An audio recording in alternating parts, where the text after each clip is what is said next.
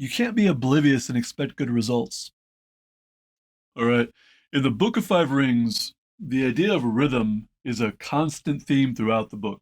Musashi introduces the idea in the Earth chapter, the very first chapter, and he brings it up in pretty much every chapter that follows. I'm not sure about the emptiness chapter, but it's pretty consistent throughout the book. Some translators use the idea of cadence. I have at least one translation where they use cadence. For me, the word cadence is too specific to music. That could be because I was in band when I was a kid and even a youth symphony, but it doesn't really matter. Ultimately, you can use any word you want. I find rhythm to be just a little bit broader. And because my purpose in this channel is mostly about mindset, I think rhythm has a broad enough connotation where we can use it. Now, how do we define rhythm? When I looked on Merriam-Webster, Merriam-Webster actually had five or six different definitions of rhythm. The one I picked was the first one they had, and that is an ordered recurrent alternation of strong and weak elements in the flow of sound and silence in speech. I really like this definition. Obviously, I'm not just concerned with speech, but I like it because of the alternation between strong and weak and the flow of sound and silence. The reason that's important is because when we're talking about rhythm, we're talking about something that is not constant. Some people get fixated on something that's happening in their life or something that happened in their life, and they want it to stay the same. And life doesn't work that way. Life fluctuates, it moves. What are some examples of this? I'm going to give you a really easy example, then one that might be a little more niche. We'll discuss it real quick and I'll let you go. I'm going to do a series of videos on the topic just to give you some information that hopefully you can apply to daily life. And if you're interested in combative stuff, we're going to talk about that too. Now, a real easy example of rhythm is the difference between being single and the difference between being in a relationship. There is a real particular rhythm to being single. And that might, be a little different from person to person. But the point is that being single is different than being in a relationship. This is an obvious statement, but a lot of things in life that are really helpful are obvious statements. Simple things matter. If someone is single, there's a rhythm to that. There are things about that that are good. There are things about that that are less desirable. If someone's in a relationship, there are things about that that are good. There are things that are less desirable. Hopefully, the good outweighs the bad. But where people get tripped up is when they're single, there's a difference between wanting a relationship, seeking a relationship, and agonizing over not being in a relationship. If you're single and you're agonizing about not being in a relationship, you are out of rhythm with being single and you're not going to be happy. You're going to be frustrated. That frustration is going to be apparent to people and it's probably going to make it harder for you to find a relationship.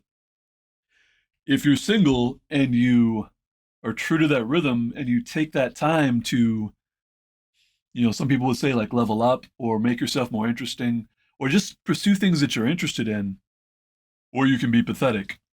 Now, after a breakup, I think it's kind of normal for there to be a pathetic period. That may be healthy. I don't know. We're going to come back to that in a minute. But in the scope of things, there's a rhythm to being single. If you're true to that, you're going to enjoy being single more. Even if you want a relationship, you're going to enjoy that time more than if you're just agonizing over the rhythm that you're in.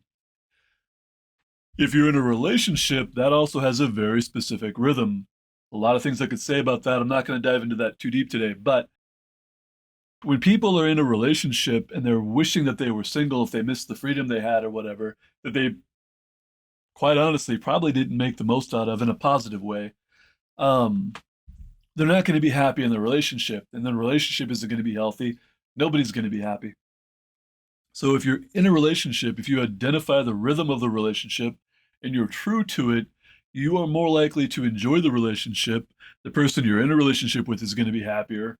Any kids are going to be happier. The whole thing's going to be better. Either way, and regardless of the subject, if you can identify the rhythm you're in and be true to that rhythm, things are going to go smoother. They might still be bumpy because, everything has disadvantages, but if you're out of rhythm with what you're doing, you're just going to be frustrated. In my view, there's no getting around that. A little more kind of niche example is business. I'm interested in business, so I take a lot of things back to business, but there's a real specific rhythm to starting a business. There's a different rhythm to running a business, and some people get tripped up again where Maybe someone's really good at running a business that has a specific rhythm. They might not be the right person to start a business. They may need help in starting a business because they don't understand that rhythm. Flip side, someone who's really good at starting a business might be really awful at running a business. Okay, the day-to-day things you have to do, this is me, the day-to-day things you have to do that you have to keep track of, some people are not good at that. They need help. This isn't good or bad, it's just true. So part of understanding rhythm is understanding your strengths and your weaknesses. If you know where you have shortcomings, then you have a better idea of like maybe what you need to do to get help in those areas so you can do better overall because most people can't wear all the hats they need to wear to run a business. This is almost an aside, but when I'm talking about rhythm and we're talking about this subject, I'm probably going to come back to this in other videos, but part of my point is you can't be oblivious and expect good results.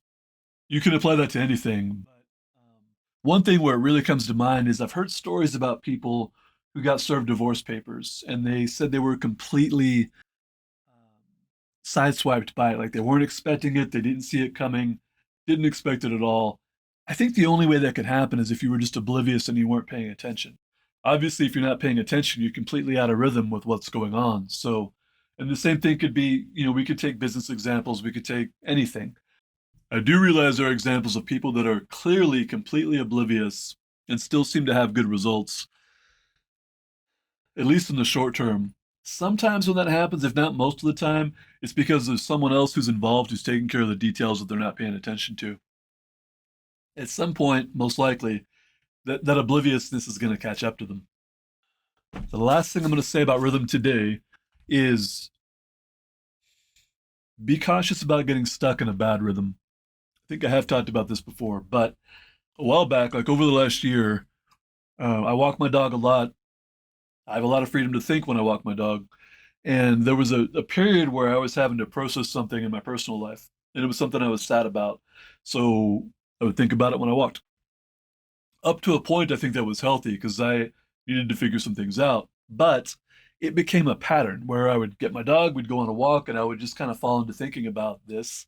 And what I realized was I was just kind of thinking about the same things over and over and over again. And I had worked through what I could work through, and I wasn't getting anywhere with it. Essentially, I couldn't get any further with it on my own. So continuing to just agonize over that or get stuck in that every time we went on a walk, and we walk at least twice a day, it wasn't good for me. So you want to learn to identify the rhythm you're in. But if you realize the rhythm is an unhealthy rhythm, you need to find a way to get out of that rhythm or to get unstuck. So don't get stuck in a rhythm that's bad. That's where there's some nuance to this because you need to be able to identify the rhythm you're in, but that doesn't mean you have to accept it. All right, that's all I'm going to say about this today. The next video I'm going to do for this is going to be specific to conflict, and then I'm going to do some other things because it is a big subject, and I think it is a very helpful subject that can benefit pretty much anyone, regardless of their interests. So, thank you for watching. Go read a book.